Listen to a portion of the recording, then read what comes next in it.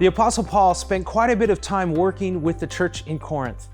For a while, he lived in the city, training up leaders, but he also wrote several letters to them, encouraging them in their faith.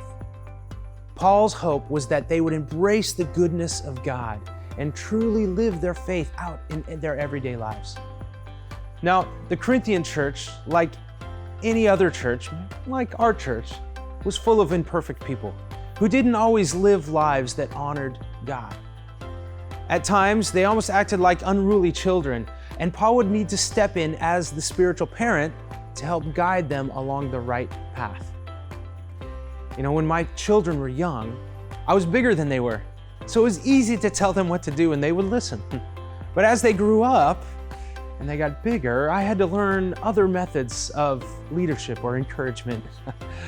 Whether you're a parent of your children, or maybe an employer with an employee, or like Paul as a pastor of his church, it can be tempting to use various methods to motivate others. In our world, people tend to opt for domination or manipulation method, where one tries to control somebody else through shame or maybe guilt or intimidation. This method can be effective, to be honest, but it doesn't build trust. It doesn't help people grow personally in their faith. And it's definitely not how Jesus has told us to lead. Paul explains this in 2 Corinthians 1:24, where he says, "That does not mean that we want to dominate you by telling you how to put your faith into practice. No. Instead, we want to work together with you so that you will be full of joy. For it is by your faith that you stand firm."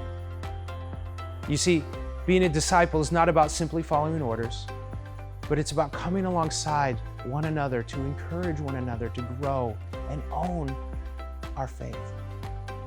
Once I learned this principle with my own children, I was able to invite them to take responsibility of their own lives and join God where He was working. And it was amazing to see them grow up spiritually. Where do you need to invite, not coerce, to encourage, not shame others, to experience the goodness of God today?